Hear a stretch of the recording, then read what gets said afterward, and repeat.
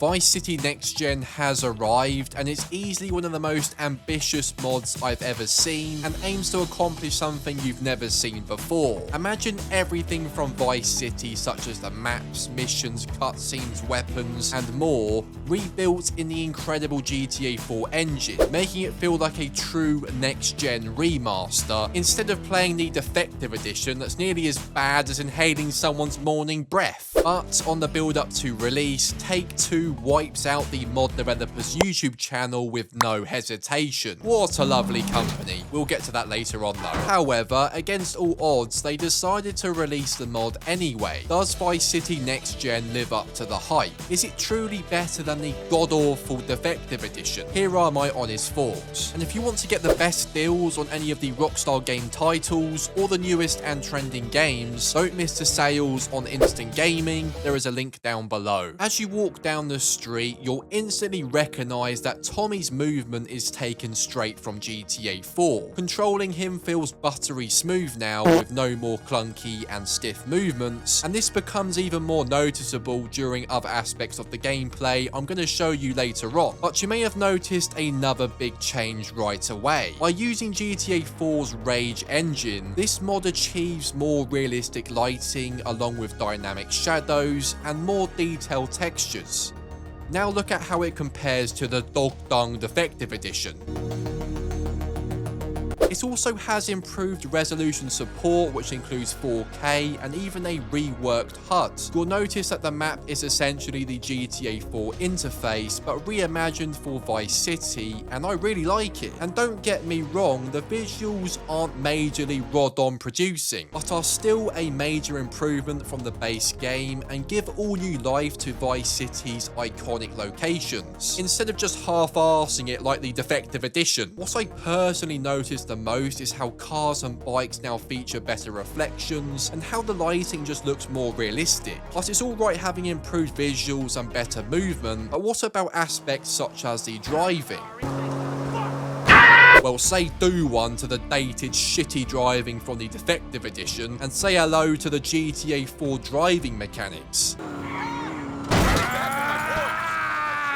Yeah, it's not for everyone, but it's miles better than the vanilla game, and it feels far more modern and less dated than your piss weak nan. As you blare it down the streets of Vice City, cars now feel weighty and responsive, making police chases more challenging, but in a good way. Comparing this to the original Vice City, where vehicles felt arcadey as hell, is a major difference that most people will prefer. And look at what happens if you try and cross the bridges in this game far too early.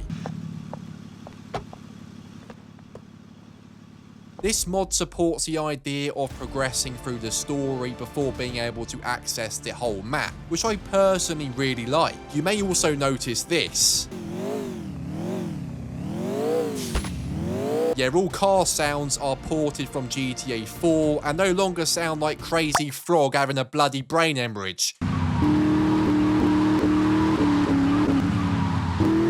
Yeah, the sounds from GTA 4 still aren't perfect, but honestly, as nostalgic as the old sound effects are, they really did need updating. But it's not just the engines that sound better, even the subtle details like tyres screeching during hard turns, or the crunch of a collision makes driving feel more immersive, and it's the little details that make the real difference. And speaking of sounds, this mod even restores all radio stations from the PS2 version, which is pretty insane, and you might even bust out some moves like a real tart. And look, it even uses the GTA 4 radio selector. Quite a nice little touch. So far, it's clear that this mod isn't cutting corners like this piece of cack. However, the improved driving is kinda pointless if the gunplay is still as useless as a nun's tits. As you might have guessed, the gunplay mechanics are ported from GTA 4, and right away, I love witnessing these amazing ragdoll physics. I personally think GTA 4 has the best ragdoll physics of the series, and it complements Vice City so damn well.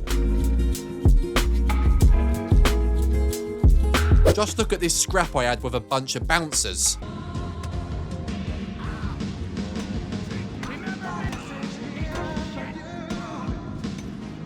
You can do your normal rolling about like a tumbleweed during a gunfight, which I personally really like, and giving enemies the casual bullet to the teeth via the GTA 4 aiming mechanics works exactly how you would expect. Paired with these ragdoll physics, it's light years better than before and feels seamless in this Vice City setting. Guns no longer sound like a bunch of dickheads doing a load of roadworks, thanks to the sound effects from GTA 4.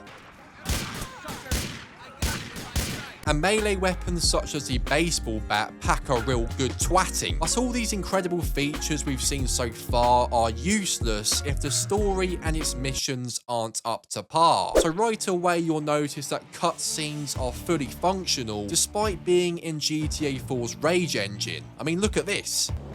Lobster.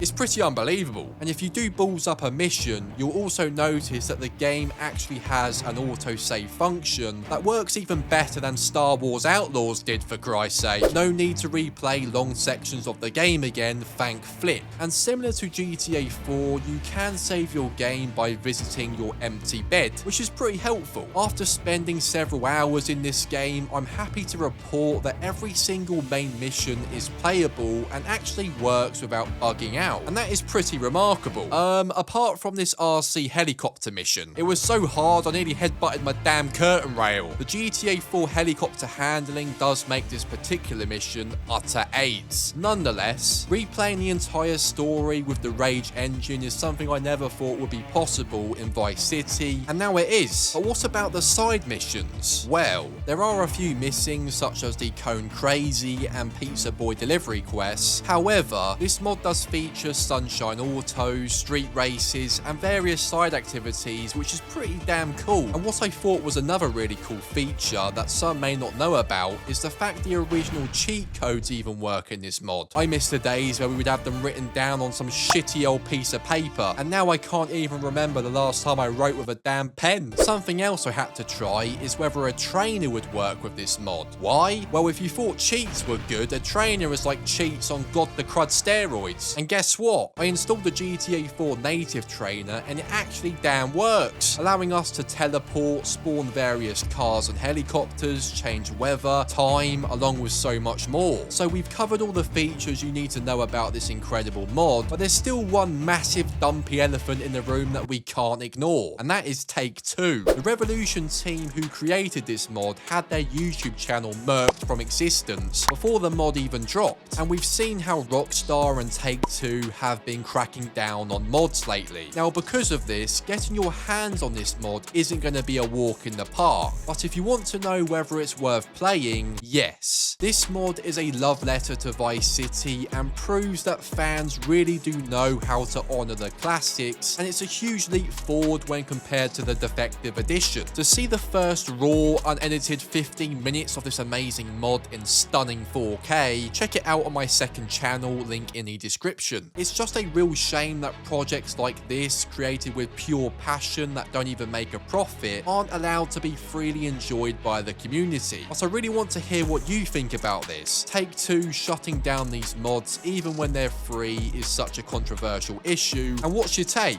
Let me know in the comment section down below. And to find out the only way to play Cyberpunk in 2025, this video is pretty insane. I spent ages on it. You definitely don't want to miss this. Click the card on screen and I will see you next time.